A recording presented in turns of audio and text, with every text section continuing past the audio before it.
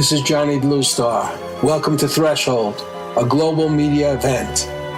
Is the universe just a random dance of atoms, or is it a manifestation of a supremely intelligent architect? Can its purpose, or our purpose here on Earth, be adequately assessed? Can we commune with it, know its intentions, cooperate with its direction? Here, we define threshold as a gateway state of awareness, allowing mankind to cross into a place of real cognition. Threshold allows us to approach questions of higher reality through the door of experience, rather than mere belief. Welcome to Threshold, where we tear away the veil from commercial media, bringing our audience and participants into another realm of reality and enhanced communication.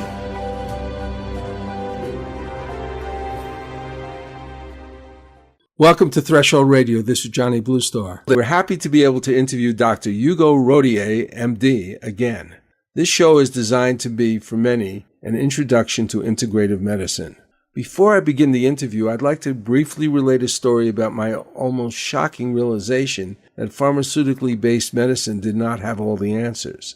This occurred many years ago in the 1970s when, as a writer and artist in New York, I began to develop a chronic cough that eventually became so serious I could hardly speak coherently or sleep. At the time, I would visit a health food store owned by an author and broadcaster about holistic health, where I helped him with a writing project clearly unrelated to his specialty. I took nothing out of the experience about health except to stop eating canned vegetables. I honestly didn't believe in nutrition as an important component of health. As my health became worse, I decided to avail myself of an offer to go to New Orleans, where I thought the higher temperatures would help. Not realizing that New Orleans was the worst place in the world for asthmatics, I was surprised to leave the plane and go immediately into air panic, a distressing condition I had never even heard of. The doctor I had gone to in New York had told me that what I had acquired was basically irreversible and needed to be controlled pharmaceutically, and quite frankly, the medicine wasn't working. I used to ride to the trolley every day between the French Quarter and a friend's house and would pass by a store called Helen Keller's Health Foods. For weeks,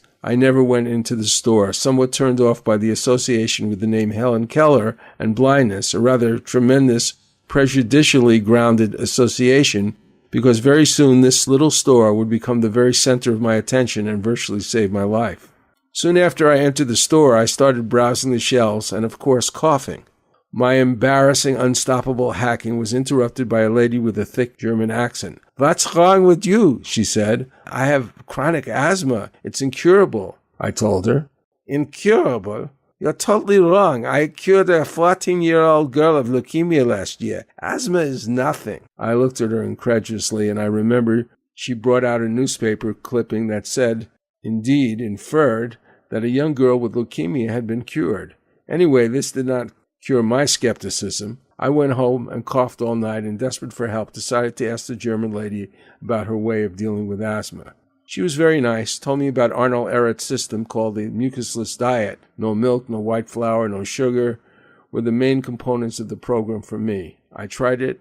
In 3 days, I noticed a funny sense of, what would I call it, drainage in my chest area. I stopped coughing and started to breathe again normally for the first time, without coughing and without a trace of air panic. For a year or so, I could not take a quarter of a teaspoon of sugar without recurring symptoms. But other than a few experiment test drives, I was basically finished with asthma. In fact, it was my experience of being cured of asthma that, thanks to that lady whose name really was Helen Keller, a chiropractor who owned that health food store in New Orleans, that ultimately drove me into talk radio, where my first talk radio show focused on holistic health. It took that kind of experience to realize that pharmaceutical drugs and incurable diagnoses are not necessarily the kind of medical advice I need. In a moment, we will convene with the kind of doctor I wish I had known about before New Orleans chiropractor had to intervene to save my life.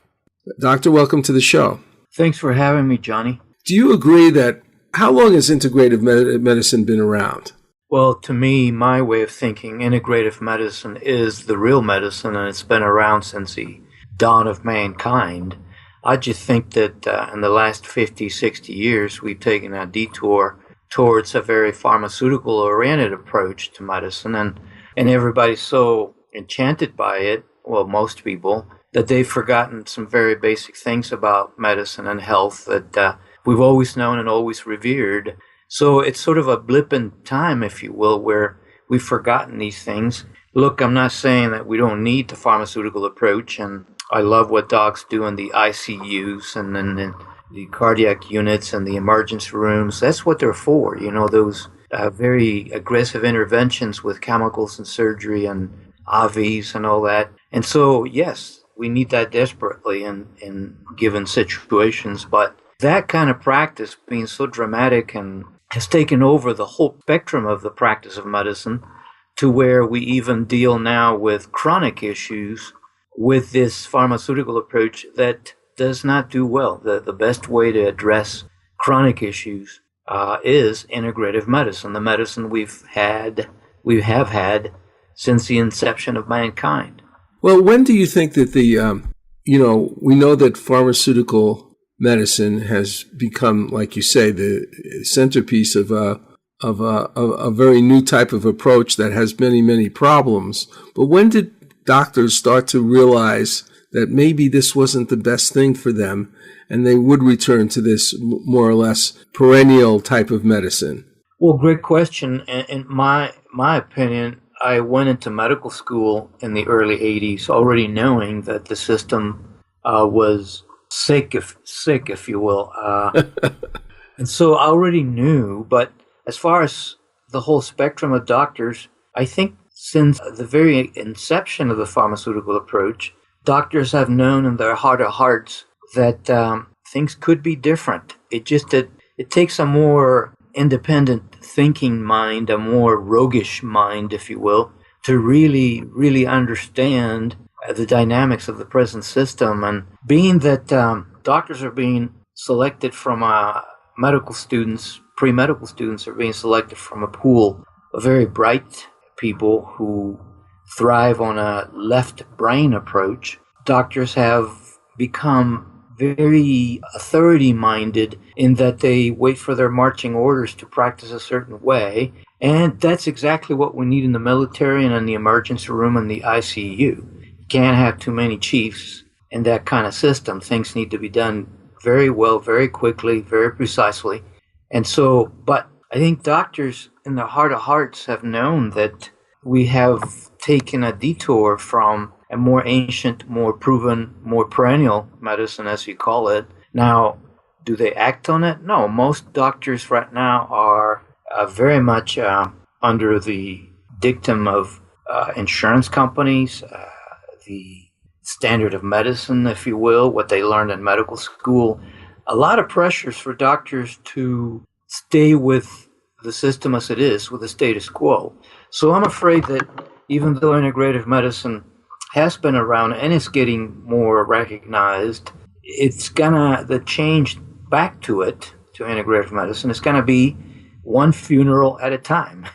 That's terrible, isn't it? Well, human nature, that's what we see throughout history. Paradigms are always there, if you will, in seed form. The yin and the yang tells you that. Well, back in the 1980s, when you started this, you said you had a sort of awareness that this was not maybe the actual medicine that you wanted to practice, but you needed that, I suppose, the credential and perhaps some of these supplemental values that are there.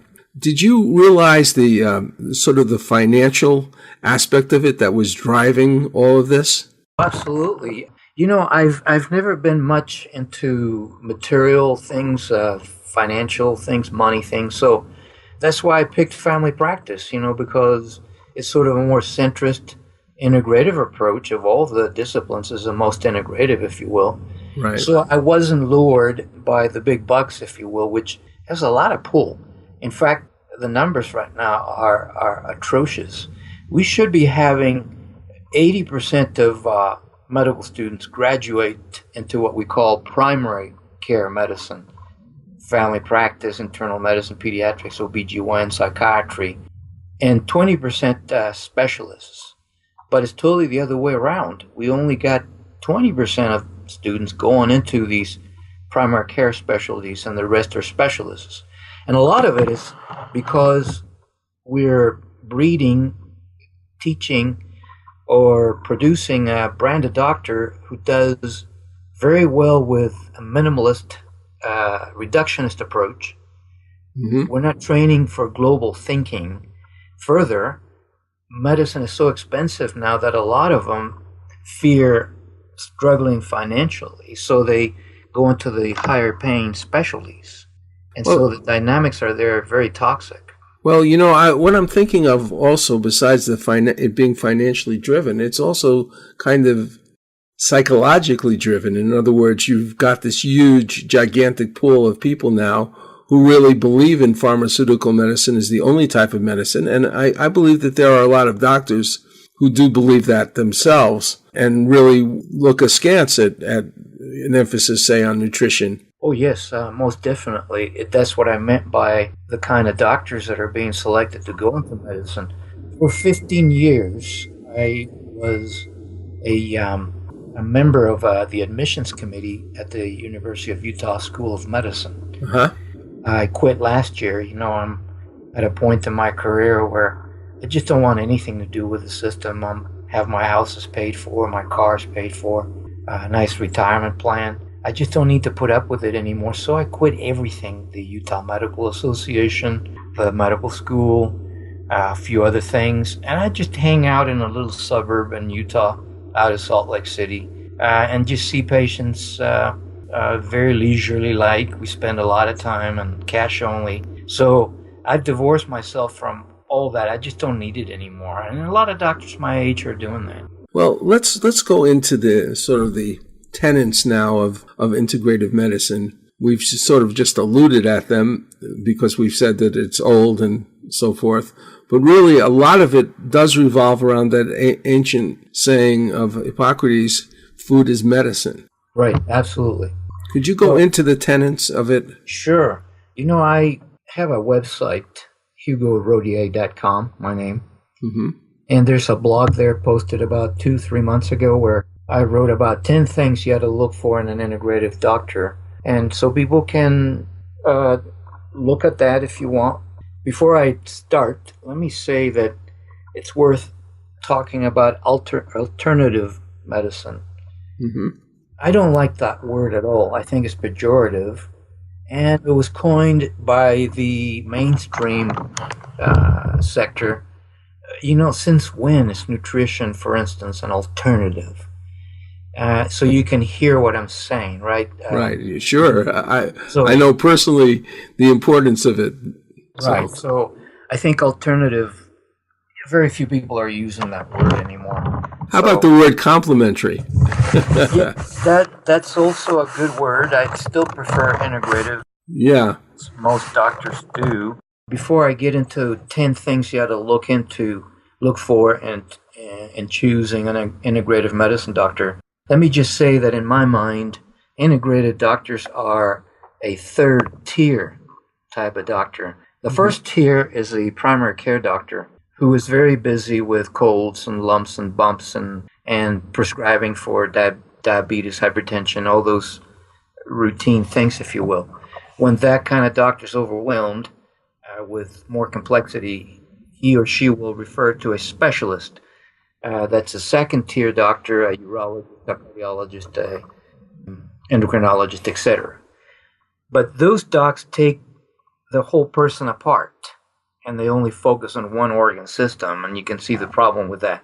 Yeah. So the third tier doctor being born, if you will, is the integrated doctor who puts Humpty Dumpty back together again. So that's the kind of doctor I think will win the day in the future.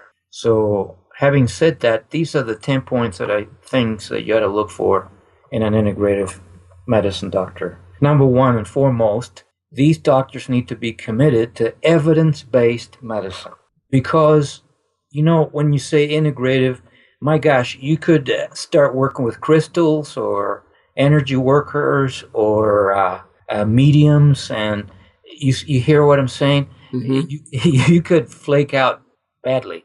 Now, I'm not saying the things I mentioned don't have any merit. They just don't have that much evidence in very good medical journals. So I say buyer beware. I think a good integrated doctor will tell you, here are the things that have a lot of evidence, and this is what we ought to focus on. This is a low-hanging fruit.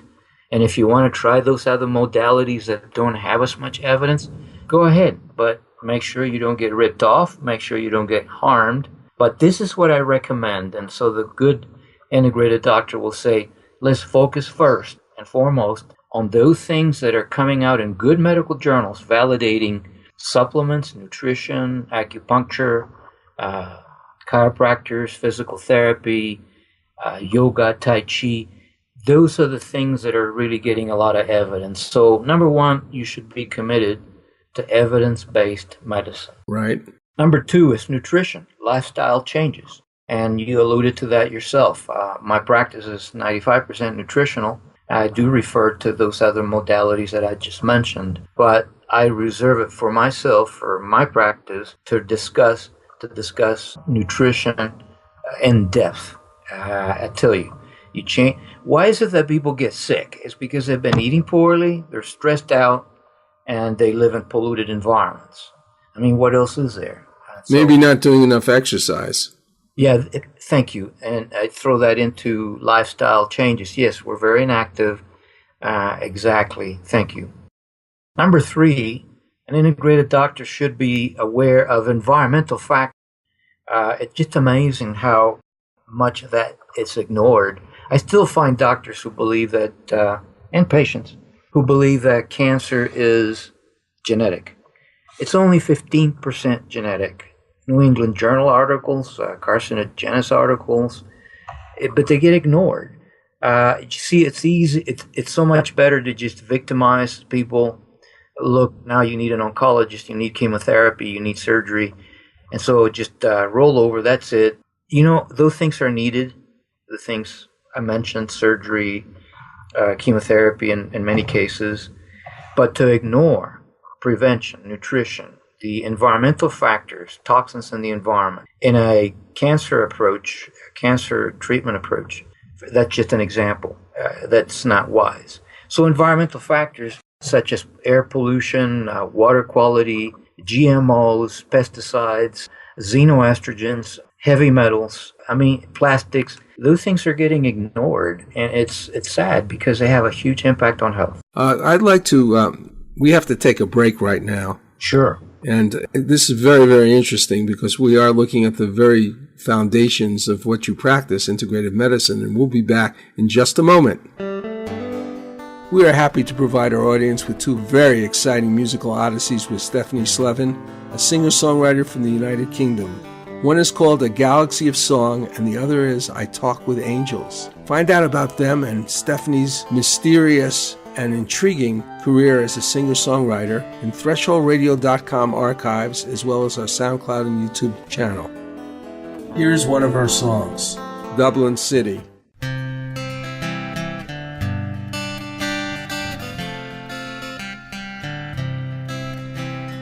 You came to see Dublin City, Dublin City. In 1963, you came to see Dublin City.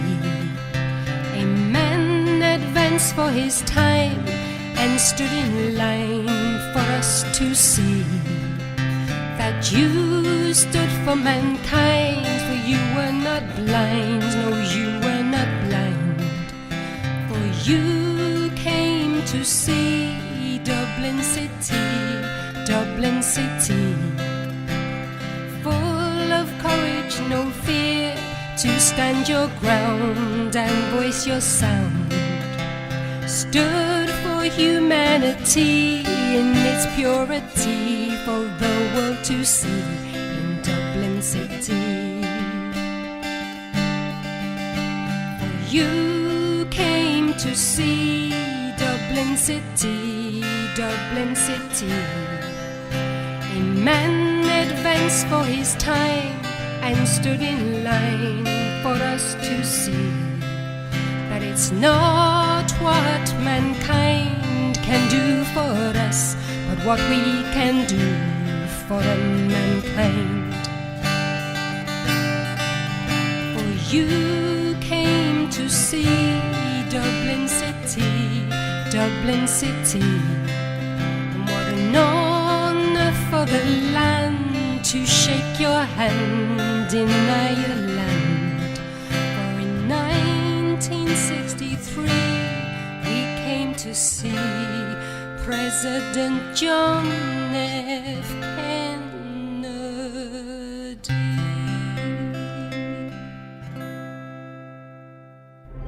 Patriots Act is a Brent Marks legal thriller written by Kenneth Eade, a novelist and attorney, often appearing on Threshold Radio. It's about Ahmed, a naturalized U.S. citizen formerly of Iraq, who was sent to Guantanamo Bay detention camp with no real knowledge of a crime he has committed. Brent Marks, a California attorney, is originally hired by Ahmed's wife to fight for his release. The novel opens with a convincing mock execution, a mode of torture meant to break down a prisoner in a brutal and traumatic way that foreshadows Ahmed's actual death in the hands of his accusers.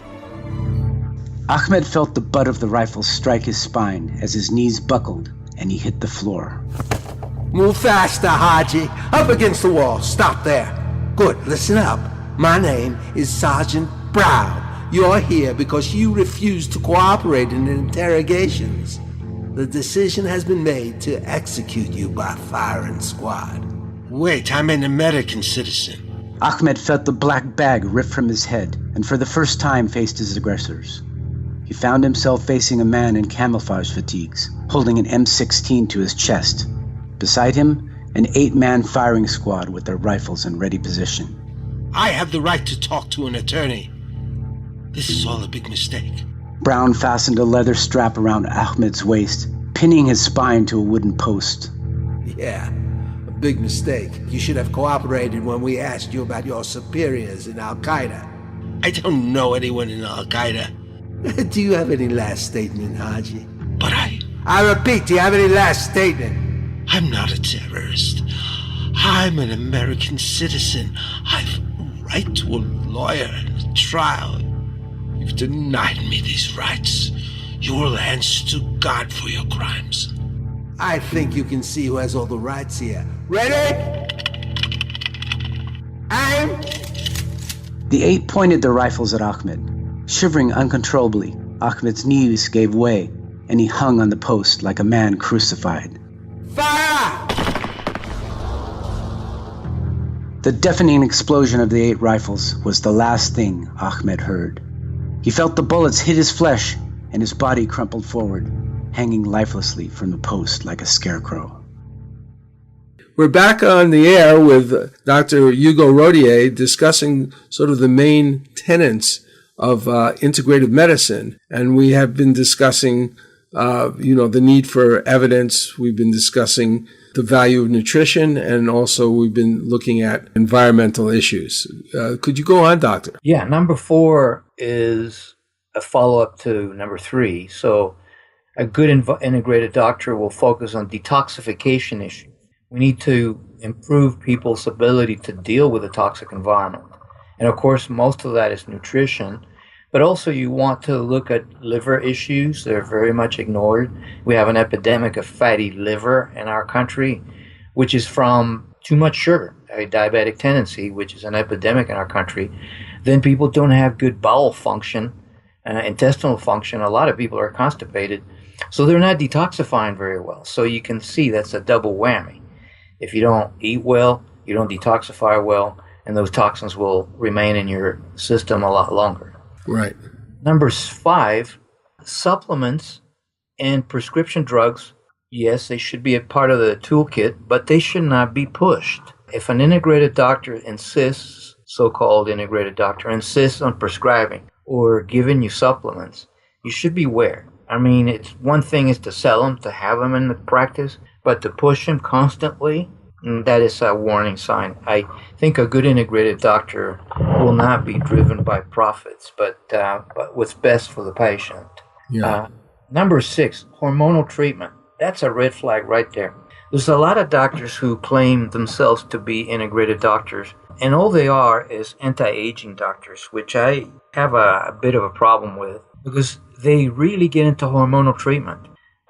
You walk in there with a hangnail, and you'll walk out for sure with testosterone, thyroid, sex hormones, and they have their own testing to say, oh, look, you're deficient, you need this. You know, you do need hormonal treatment in some cases. With standard treatment or testing, yes, we'll find some people who do need those hormones. Totally true. But for everyone to walk out with those drugs, you see the problem there? Yeah. Hormones are powerful. Yes. Also, they're stimulants. I mean, they're like legal speed, if you will. If I give you testosterone, thyroid, you'll be like a bird on a wire, a real nice spring on your step. You'll love me, and you'll be very happy. But in 1 or 2 years, that will wear out. And the anti-aging doctor may give you even more, higher dosages of these hormones. It's a dead end. It's just not going to work. I still find a lot of patients who want that, and I refer them to these doctors. I just don't want to do it. Particularly when the hormones are meant to cure everything. That's another red flag. Right, because hormones are not necessarily the only kind of food that you need. Right, and again, look, there are people who need these hormones, absolutely. But everyone, come on. Number 7, testing should be held to a minimum. Refer back to point number 1. A good integrative doctor should be evidence-based. So I'm quoting now from the U.S. Preventive Task Force, which very often publishes reports based on very good science and statistics that we're testing too much. And a lot of testing, of course, is driven by fear of being sued, by uncertainty or a fear of uncertainty. So let's just test everything.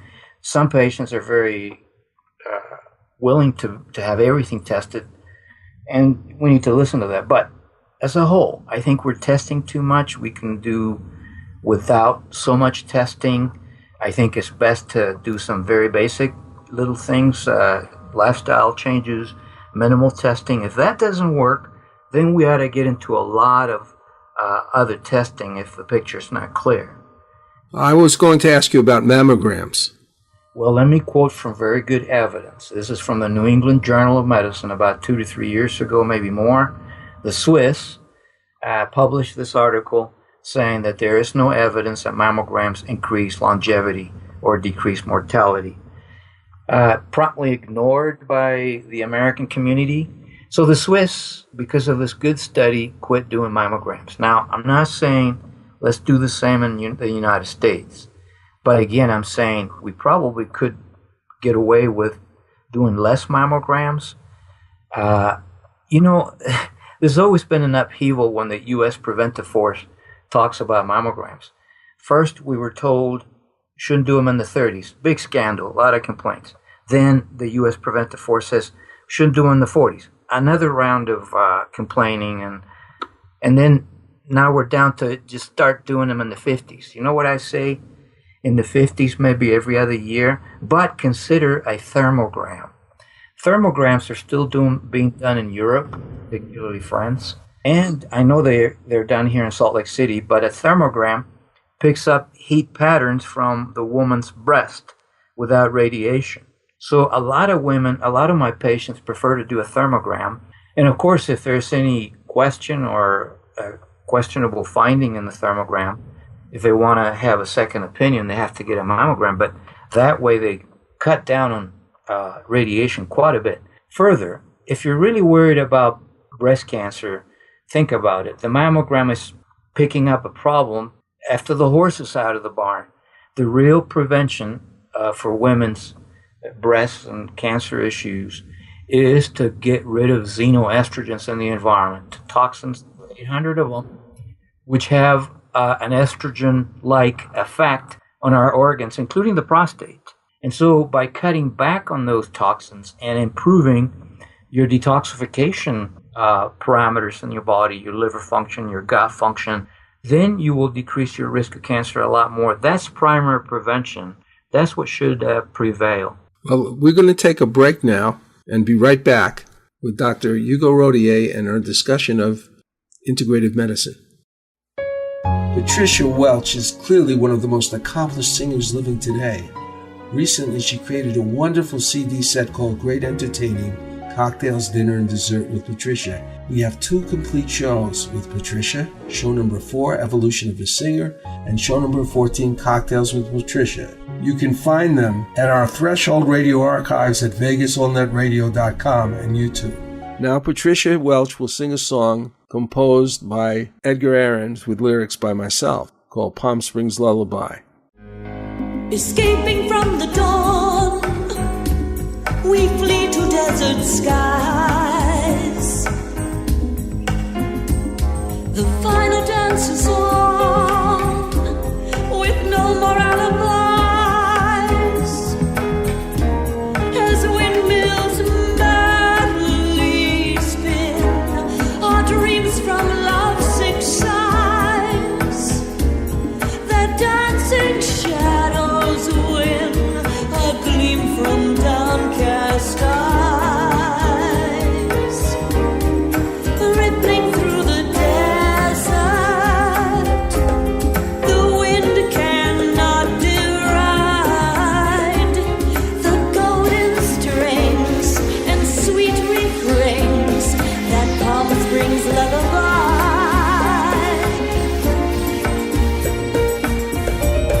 The fiercely burning stars now shine in jewel-tipped glass.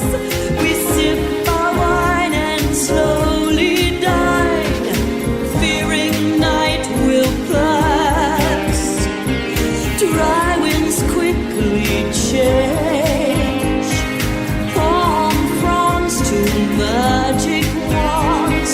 We sink into a golden spa and sigh beneath a sea of stars.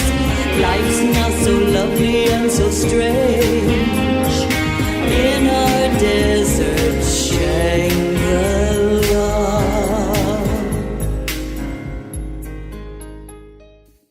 This is Johnny Bluestar. I've worked as a lyricist with Patricia Welch for over 5 years, along with Russian composer Edgar Ahrens, a friend and colleague. Her ability as a singer is simply amazing. She brings a unique and dramatic flair to every song she sings.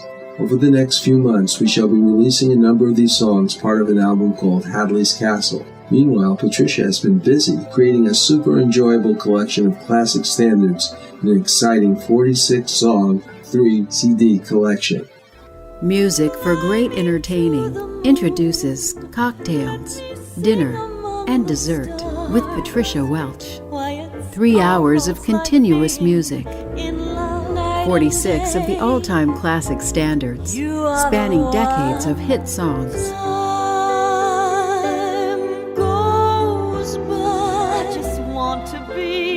Going to a friend's home for dinner? Cocktails, Dinner, and Dessert with Patricia also makes the perfect hostess gift. This 3-CD compilation is the perfect background music that sets just the right mood for any dinner party. I'm crazy for feeling so lonely. There was a boy, a very strange, enchanted boy. To purchase this album, just go to patriciawelch.com/CD. That is patriciawelch.com/CD. You won't be disappointed. The following is from West Side Warrior, the memoir of Ray Boylan, a Korean War veteran and crime fighter. He was there fighting in the world's coldest battlefield when the Chinese communists invaded. Desperate squad members ran past our foxhole yelling, "Get the hell out of here, there's too many of them!" Again we saw the Chinese soldiers charging in with opium-induced mindlessness, oblivious of our bullets. Again we heard the bugles and whistles. Climbing out of our foxhole, Bob dropped 2 hand grenades behind us, and I threw one over my shoulder. Bullets whizzing by our heads, Bob and I became bolts of lightning flashing across the mountainside. Like a hideous film, desperate scenes like this played out on the Tokong Pass for 3 days. Sometimes I played in the scene. Sometimes I could only watch and wonder if it were real, or if I'd be suddenly jolted out of my trance by an RKO usher saying, "Hey, did you kids sneak in here?" To acquire this book, Google westsidewarrior.boylan.kindle. Boylan is spelled Boylan. That's West Side Warrior, Boylan, Kindle. We're back on the air with Dr. Hugo Rodier, medical doctor who specializes in integrative medicine, and we've been talking about the basic principles of integrative medicine. And would you continue on? Yes, number 8 things to look for in an integrative doctor is a very good understanding of gut issues, how the microbiome is so critical in people's health and disease. And by that I mean the bacteria that lives in your gut. Most people now know that that's most of your immune system. The bacteria in the gut has a lot to do with liver detoxification, with detoxification itself in the gut. It has to do with what macrophages, antibodies, white cells do floating in the bloodstream, if you will, because those floating guys, patrolling guys out in the system, take their marching orders from the gut bacteria as to who they should let pass or not in the bloodstream. So gut issues, the very source of inflammation, which is at the core of most diseases, are critical in the practice of an integrated doctor. And this point number 8, gut issues, of course, encompasses everything else that I just talked about, but it is so dramatically critical that I have put it in as a separate point. I've written a book about this, gut health, which is sold very well because, people need to understand this. And it's amazing, 30 years ago when I began practicing, I mentioned probiotics and I would almost get stoned to death, And now, well, you know what's happening now, but I was one of those weird docs who stuck their neck out 30 years ago. Yeah. So gut issues are critical. Number 9, it's a very good understanding of mind-body issues. A lot of disease, it's just that people are stressed out. They're not sleeping well, they're worried, their relationships are not that great, they don't have emotional support. Childhood issues, very basic childhood issues have not been resolved. And all those things start to play tricks with your mind, not only by increasing stress and adrenal stress in particular, but also by maximizing pain perception. Pain could be 2/10, right? But if you're under stress and you're always worried, that pain will seem to be 10/10. And we have to be careful with this. I'm not saying that a lot of things are just in their head. No, these are real issues, real diseases, real pain. And so if we don't attend to the underlying emotional, spiritual, character, ideology issues underlying a person's presentation, we're going to miss a lot. Well, I think in my case, I've gone through a lot in terms of anger. And I think after I took an anger management course and did some other work, particularly things connected to Wayne Dyer, I do think that my stress levels went way down. I would spend my life just being, so much of it. And now it's something that when it occurs, I realize it's not really that valuable an emotion to carry with you. And I'm sure people carry with them all kinds of things like that. And I know it affected my energy level and probably assisted me in becoming sick. Oh, absolutely. And anger is mostly a function of lacking attention growing up for the most part. I'm not a psychiatrist, but I've studied a lot of this stuff, even in school. I think that, I'm thinking about, you were talking about the gut. And, to me, from a sort of metaphysical point of view, anger is really connected with, the planet Mars, right? The god of war. And that's always associated with the solar plexus and the sort of possibly the ganglionation that occurs around the gut. Mm-hmm. Yes, and bile, the liver. Bile these are supposed to be bile characters, B-I-L-E. So yeah, you see a lot of digestive issues with anger. Yeah. Well, you go on with your tenets, have we? Okay, number 10, fees should be reasonable. I just don't think that a boutique approach is the way to practice integrative health. There are a lot of practices springing up where I'm just astounded that to do what I do for $80 a visit, or that's a follow-up visit, or for $200 for a good hour intake for a new patient, I hear of boutique clinics throughout the country where people are being charged thousands of dollars to get into this type of practice. And I just don't think that that is good for the system, good for our society, good for our patients. It's good for the pocketbook of the practitioners, but I just don't think that that's a good integrative approach. Well, I think that approach is used by a lot of professions. I'm thinking immediately of attorney, where you have people basically unable to get effective help in a lot of different areas because of this, quote, professionality, which has such a high cost to the average pocketbook. Yeah. A great example is hormonal replacement. 1/3 of women in the country are clamoring for bioidentical hormones to the chagrin of the pharmaceuticals, who keep planting misinformation saying that there is no value to bioidentical hormones extracted from wild yams or it's totally untrue. Of course they work. That's why 1/3 of women are clamoring for them. But they end up in boutique practices where they're charged $2,000, $3,000 excessive testing of hormonal levels, which are not that accurate. And these poor women end up spending a lot of money when they could have gone to a good integrated doctor, and for a visit or two a year, they get the same hormones with minimal fanfare and micromanaging. What would you describe to be the main tools of integrative medicine that you use? Nutrition. The main tool. Nutrition and gut issues. Yeah, those are my main two tools. Mm-hmm. You were talking about, you did a book called Gut Health, I believe, and you have some other books. Why don't you describe a little bit about those books? My last book is Joint Pain, and it's to show that a lot of pain, fibromyalgia in particular, even arthritic conditions, rheumatoid arthritis, are coming from the gut. That's where inflammation is generated because that's where most of your immune system is. So the inflammation is generated by an imbalance of gut flora from way back, poor diet, too many antibiotics, acid-blocking pills like Prevacid, chemicals in the environment, etc. So the gut flora being upset puts out inflammation, which leaks out of the gut and goes to your joints and your muscles and everywhere. Yeah, so that's my last book, Joint Pain. Last year, that came out this year. Last year I published Switching Off Chronic Disease. That's more recipe-oriented and way smaller than my first two books because people are just not reading. So it's much more reader-friendly with a lot of recipes.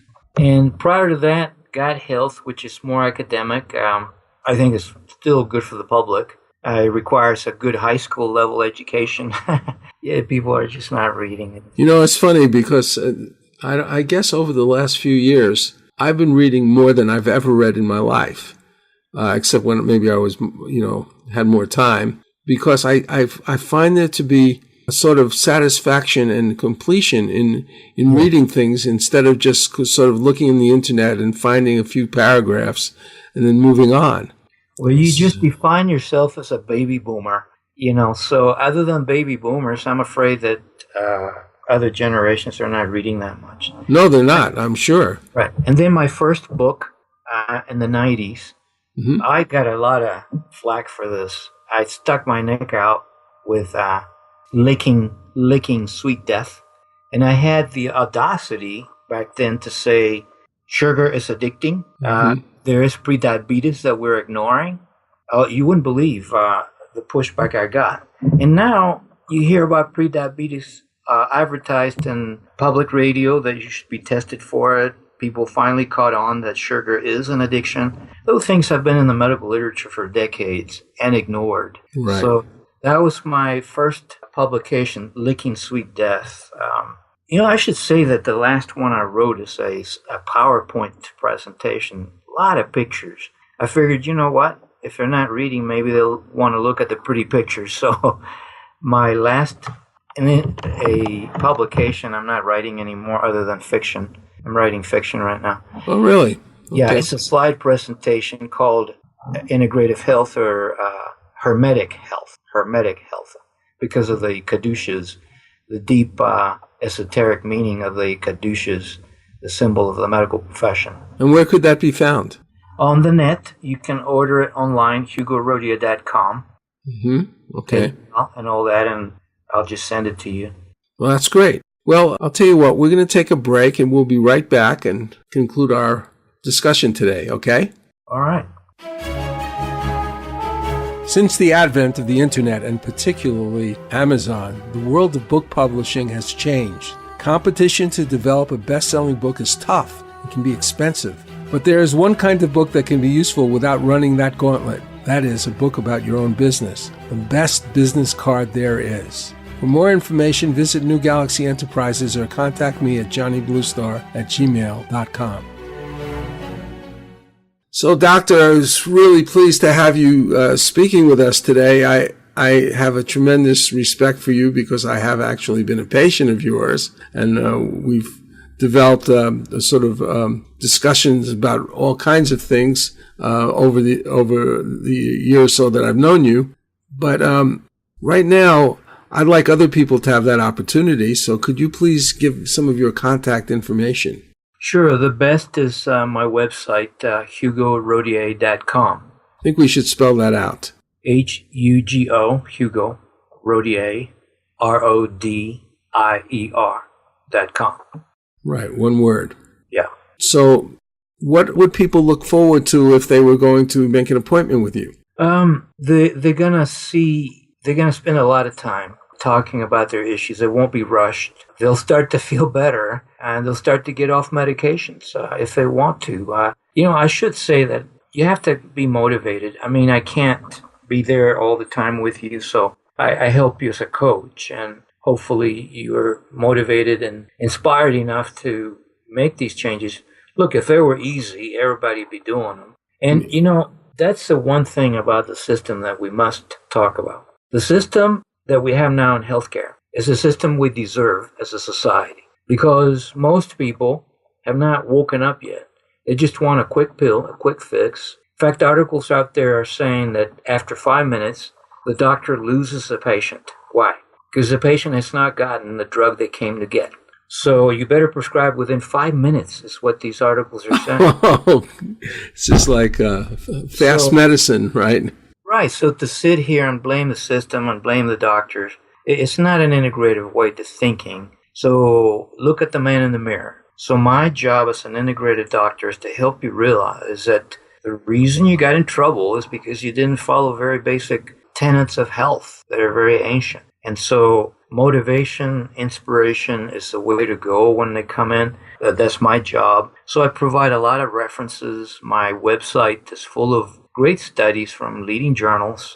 There's even radio interviews. There's a slide presentation. So the number one thing is that you've got to internalize these simple principles. I can't be spoon feeding you, which I will still try to do because,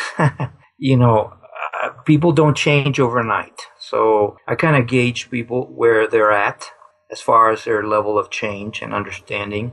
And then we begin baby steps. Some people come very prepared, others are not. So my job is to see where you're at and help you begin the transition towards health. Now, I understand that you don't personally take insurance. Is that right? No, because, I'm sick of the system. It's very toxic. It forced me, the insurance and the system, to spend 3/4 of my time with a patient on things that don't matter. Filling out boxes, forms, standard of care, which is a lot of testing, a lot of drugs. And that left me very little time to do integrative health, which I still managed to do all these years, but it was very stressful and satisfactory to me and patients because we were always pressed for time. So I fired them all. I still think patients will save money by seeing me or an integrated doctor where they live, because they will truly spend time on real changes. And then they will need less visits, less testing, less drugs. So they'll come out ahead. That's why I tell people, look, get yourself catastrophic insurance, high deductible. So if you end up in the emergency room or some catastrophe like that, you're fairly covered for that. And then pay for your own visits. Go see your chiropractor, your acupuncturist, your nutritionist, your integrative doctor.